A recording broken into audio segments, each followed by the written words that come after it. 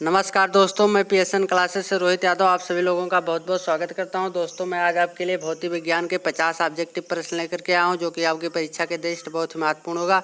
तो दोस्तों, शुरू करने से पहले यदि आपने हमारे यूट्यूब चैनल पर नए हो तो प्लीज़ हमारे इस चैनल को सब्सक्राइब करें, बेल आइकन घंटी दबा दें ताकि आपको सभी लेटेस्ट वीडियो का नोटिफिकेशन मिलता रहे। तो चलिए दोस्तों, इसको हम स्टार्ट करते हैं कि आज आपको फिजिक्स में नया क्या मिलने वाला है। तो भाइयों, इसमें हमारा पहला प्रश्न है कि हवा में ध्वनि का वेग कितना होता है। तो मैं आपको बता दूं कि जो हवा में ध्वनि का वेग होता है वो 332 मीटर प्रति सेकंड होता है। यानी इसका जो करेक्ट आंसर होगा बिल्कुल सही डी हो जाएगा। नेक्स्ट है हमारा,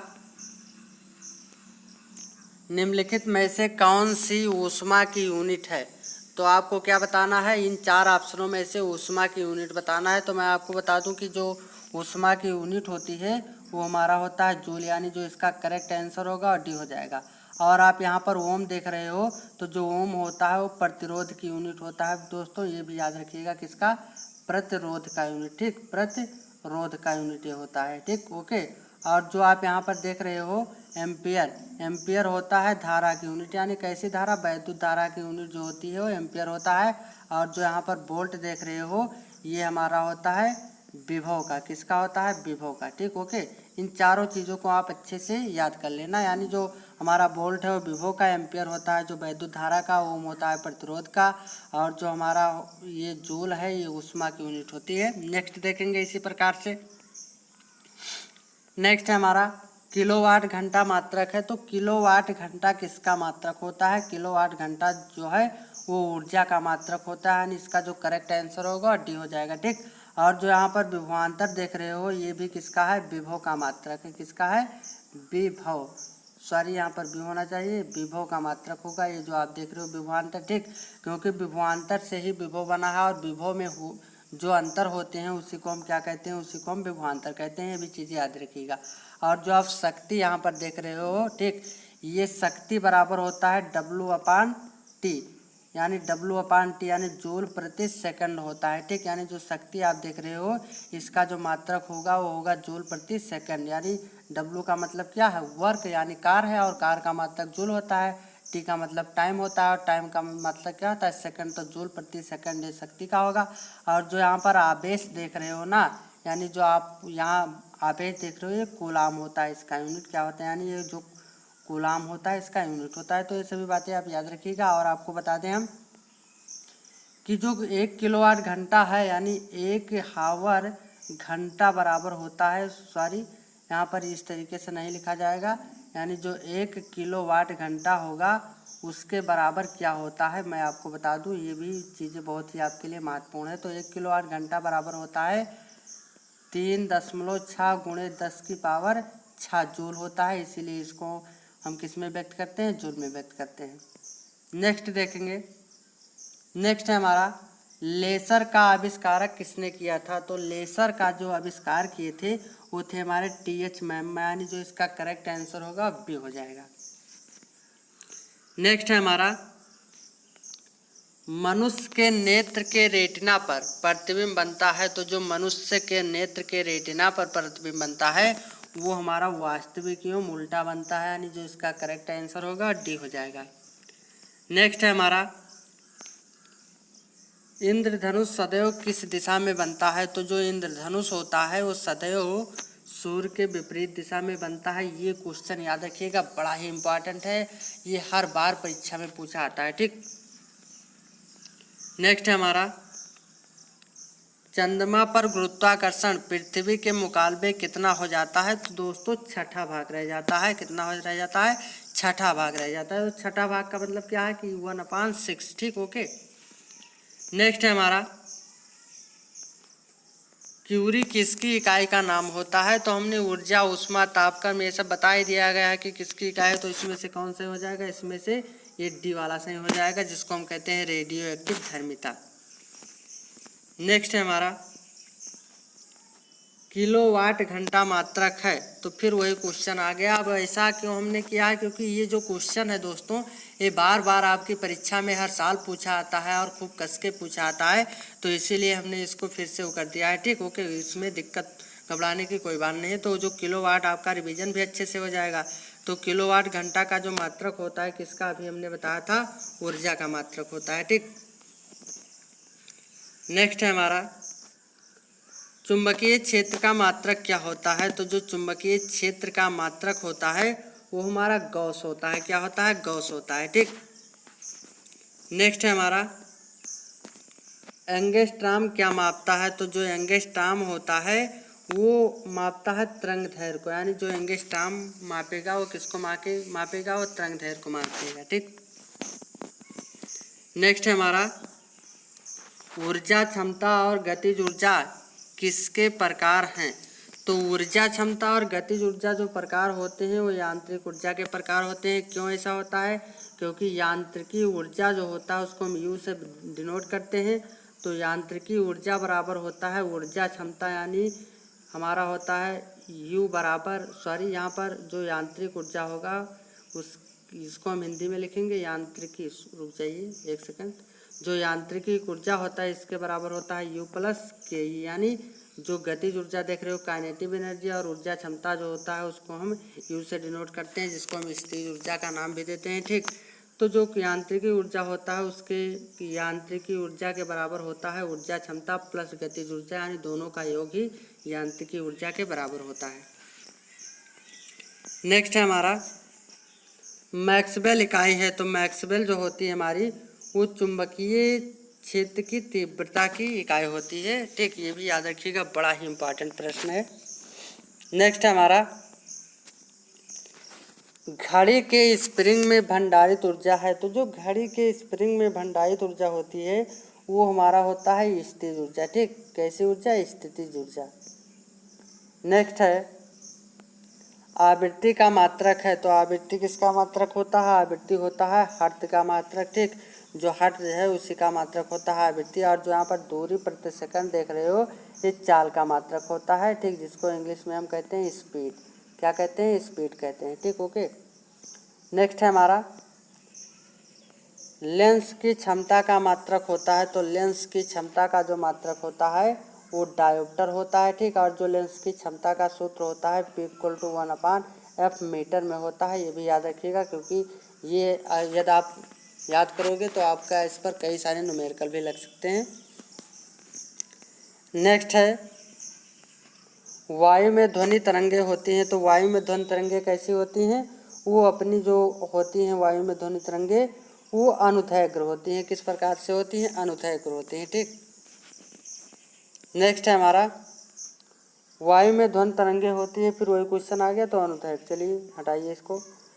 नेक्स्ट है हमारा सूर्य का प्रकाश सूर्य से पृथ्वी तक पहुंचता है तो 8 मिनट में पहुंचता है, या कहीं कहीं पर आपको दिया रहेगा 8 मिनट 20 सेकंड, या 8 मिनट 18 सेकंड भी दिया रहेगा, या 8 मिनट 22 सेकंड भी दिया रहेगा। तो इन चारों में से आपको कहीं मिलता है तो इस पर भी टिक मारना है, अन्यथा 8 है तो 8 पर टिक मार देना है। ओके। नेक्स्ट है हमारा दाब का मात्रक होता है। तो दाब बराबर क्या होता है, दाब को P से हम नोट करते हैं। दाब बराबर होता है बल F बटा क्षेत्रफल ये। तो बल का मात्रक क्या होता है, न्यूटन, और क्षेत्रफल बराबर होता है लंबाई गुणे चौड़ाई यानी मीटर स्क्वायर। तो इसका क्या हो जाएगा, न्यूटन प्रति मीटर स्क्वायर। तो ऐसा कहीं है नहीं। ठीक, तो बल F बराबर क्या होता है, F बराबर होता है यमीए। ठीक, तो यमीए जो यहाँ पर आप देख रहे हो तो इसके लिए यहाँ पर C जो होगा ये करेक्ट हो जाएगा। नेक्स्ट है हमारा निम्नलिखित भौतिक राशियों में से, यहाँ पर क्या दिया गया है, यहाँ पर दिया गया है निम्नलिखित भौतिक राशियों में किनकी विमाएँ समान नहीं हैं। तो बल तथा दाब की जो विमाएँ होती हैं वो समान नहीं है। ठीक, ये याद रखिएगा। नेक्स्ट है हमारा श्वेत प्रकाश कितने रंगों के मेल से बना होता है। जो प्रकाश होता है यानी जो सूर्य होता है इस तरीके से सूर्य बना होता है, तो ये कितने रंगों का मेल होता है, 7 रंगों के मेल से बना होता है, यानी जो इसका करेक्ट आंसर होगा वो फर्स्ट हो जाएगा। नेक्स्ट है हमारा आंतरिक ऊर्जा की संकल्पना ऊष्मागतिकी के किस नियम से किया जाता है। तो ऊष्मागतिकी का जो फर्स्ट लॉ होता है उसी के जरिए हम ऊर्जा का नियंत्रण करते हैं, यानी ऊर्जा की संकल्पना करते हैं। नेक्स्ट है हमारा ऊष्मागतिकी का दूसरा नियम किसने दिया था। तो रूडोल्फ क्लासियस एक ऐसे वैज्ञानिक थे जिन्होंने ऊष्मागतिकी का दूसरा नियम दिया था। ठीक, नेक्स्ट है हमारा, एक आदर्श वोल्ट मीटर का प्रतिरोध होता है, तो आदर्श की बात की जाएगी तो अनंत हो जाएगा। क्या हो जाएगा? अनंत हो जाएगा। नेक्स्ट है हमारा, निम्नलिखित में से किसके द्वारा सबसे अधिक ध्वनि प्रदूषण होगा? ध्वनि का मतलब होता है आवाज़, ठीक। तो हवाई जहाज़ अगर देखिए कितनी ऊपर उड़ती है लेकिन वो कितनी तेज़ आवाज़ सुनाई आपको देती है, तो क्या होगा? इसका करेक्ट आंसर बी हो जाएगा, यानी हवाई जहाज़ हो जाएगा। बाकी पानी का जहाज़, मोटर, रेलगाड़ी, ये सब इससे कम ध्वनि उत्पन्न होती है, याद रखिएगा। नेक्स्ट है हमारा, वायुमंडल में प्रकाश के विसरण का कारण है, तो वायुमंडल में प्रकाश के विसरण का कारण क्या होता है? धूल कण होता है, यानी जो इसका करेक्ट आंसर होगा बी हो जाएगा, एकदम राइट। नेक्स्ट है, एक रॉकेट किसके संरक्षण के सिद्धांत पर कार्य करता है? तो रेखीय संवेग के संरक्षण पर कार्य करता है। ये बहुत ही मोस्ट इम्पॉर्टेंट है, ठीक। इसको वेरी वेरी मोस्ट इम्पॉर्टेंट भी आप कह सकते हो, क्योंकि ये भी परीक्षा में हर साल खूब कस के पूछा आता है। नेक्स्ट है हमारा, चाबी भरी घड़ी में कौन सी ऊर्जा होती है? तो चाबी भरी घड़ी में स्थिर ऊर्जा होती है, ठीक। नेक्स्ट है हमारा, न्यूनतम पारगम्य शक्ति किरण कौन सी है? तो न्यूनतम सबसे छोटी किरण इसमें से कौन सी होगी? अल्फा किरण है। सबसे न्यूनतम जो किरणें होती हैं वो हमारी अल्फा किरण होती है, याद रखिएगा, बहुत ही इंपॉर्टेंट है। नेक्स्ट है हमारा, न्यूटन के गति के द्वितीय नियम के अनुसार निम्न में से कौन सा कथन सत्य है? तो जो न्यूटन का द्वितीय नियम है, आपको इसके पीडीएफ के बजाय मैं क्लास भी कराता हूँ। अगर याद आपको क्लास देखना है, आपको 9 से लेकर के इंटर तक क्लासें कराई जाती हैं इस यूट्यूब चैनल पर, तो आप हमारे क्लास को भी देख सकते हो। और ये जो न्यूटन का पहला, दूसरा, तीसरा नियम है, इसको हम पढ़ा चुके हैं। अभी ज़्यादा तो क्लास नहीं अपलोड है, लेकिन जितना भी लोड है आपके बहुत काम में आने वाली चीज़ है, ठीक। तो न्यूटन का जो दूसरा नियम होता है वो एफ बराबर एम में होता है, यानी एफ क्या है? फोर्स है, एम क्या है? मास है, ये क्या है? एक्सेलरेशन है, यानी बल बराबर होता है द्रव्यमान गुणे त्वरण। तो वही बताना है कि न्यूटन के नियम के जरिए इसमें से कौन सा कथन सही हो सकता है। तो आप देख रहे हो बी नंबर में लिखा है कि इससे बल की परिभाषा ज्ञात की जा सकती है। तो यहाँ से आप बल की परिभाषा निकाल सकते हो, यानी द्रव्यमान तथा त्वरण के गुणनफल को हम क्या कह सकते हैं? फोर्स कह सकते हैं। तो यहाँ इसका जो करेक्ट आंसर होगा कौन सा हो जाएगा? बी हो जाएगा, बिल्कुल सही। नेक्स्ट है हमारा, विद्युत धारा का मापन निम्नलिखित में से किस उपकरण का प्रयोग करके किया जाता है? तो जो विद्युत धारा का मापन होता है वो हम अमीटर के जरिए सदैव करते हैं, ठीक। बाकी watt meter, anemometer, volt meter से विभव मापा जाता है। वाट मीटर से शक्ति मापा जाता है, क्योंकि शक्ति का मात्रक होता है वाट।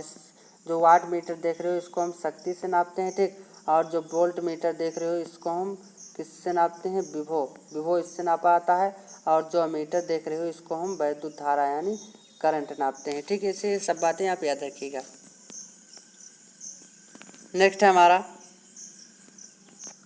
सौर में ऊर्जा के उत्पादन की प्रक्रिया का नाम क्या है? तो यार बहुत ही सिंपल सा है, नाभिकीय संलयन से सौर में ऊर्जा की प्राप्ति होती है, ठीक। जो नाभिकीय संलयन होता है, मैं आपको बता दूं कि जब जो छोटे छोटे नाभिक मान लीजिए इस तरीके से हैं, ये साझा करके एक बड़ा सा नाभिक इस तरीके से बना लेते हैं, तभी तो कहते हैं नाभिक संलयन। का मतलब क्या होता है कि नाभिक जुड़कर एक कोई बड़ा नाभिक का निर्माण करे, तो वही हमारा हो जाता है नाभिकीय संलयन, ठीक।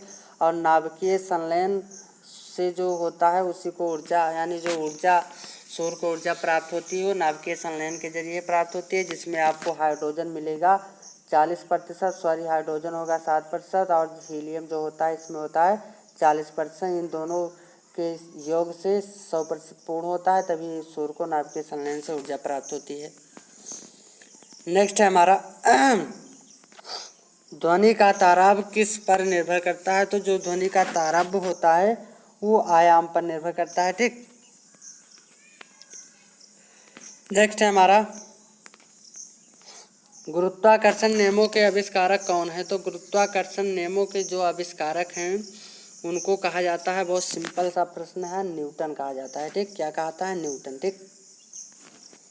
नेक्स्ट है हमारा, वह कौन सा बल है जिसके कारण पिंड धरती के केंद्र की ओर खींचा चला आता है? तो गुरुत्वाकर्षण बल है, ठीक। गुरुत्वाकर्षण बल के जरिए ही किसी भी पिंड को धरती की ओर खींच सकते हो। इससे आप देखते हो कि आम का अगर वृक्ष से लगा है, आम का वृक्ष अगर यहाँ से कोई एक आम टूटता है तो धरती पर क्यों गिर जाता है? ये सब गुरुत्वाकर्षण बल के जरिए ही होता है। नेक्स्ट है हमारा, साधारण बातचीत की तीव्रता डेसिबल में कितनी होती है? तो वो हमारा जो साधारण बातचीत की तीव्रता डेसिबल में होती है वो हमारा होता है 30 से 40 तक। ठीक, ओके। नेक्स्ट है हमारा, निम्नलिखित में से किस रंग की सर्वाधिक तरंगदैर्घ्य होती है?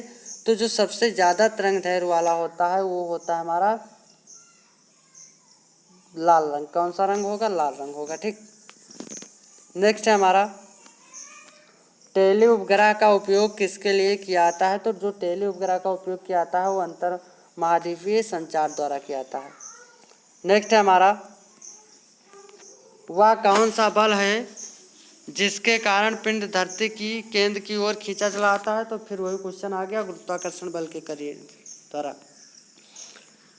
नेक्स्ट है हमारा, इंद्रधनुष में किस रंग का विक्षेपण अधिक होता है? तो बैगनी रंग का विक्षेपण सबसे ज़्यादा। तो सॉरी, बैगनी नहीं होगा, यहाँ पर लाल रंग का विक्षेपण क्या होगा? सबसे ज़्यादा होगा। ठीक, किसका होगा? सबसे ज़्यादा होगा लाल रंग का। नेक्स्ट है हमारा, नेक्स्ट है, प्रकाश छोटे छोटे कणों से मिलकर बना है जिन्हें हम कहते हैं। तो प्रकाश जिन छोटे छोटे कणों से मिलकर बनता है उसको हम फोटॉन कहते हैं, यानी इसका जो करेक्ट आंसर होगा वो फर्स्ट हो जाएगा। नेक्स्ट है हमारा, आकाश गंगा की आकृति होती है। तो आकाश गंगा की जो आकृति होती है वो स्पाइरल होता है, ये याद रखिएगा। नेक्स्ट है हमारा, प्रकाश की गति किसके बीच से जाते हुए न्यूनतम होती है? तो जब प्रकाश की जो गति होती है निर्वात से जाएगी, ठीक, तो क्या होगा? वो हमारी गति न्यूनतम हो जाएगी। ये बहुत ही महत्वपूर्ण प्रश्न था।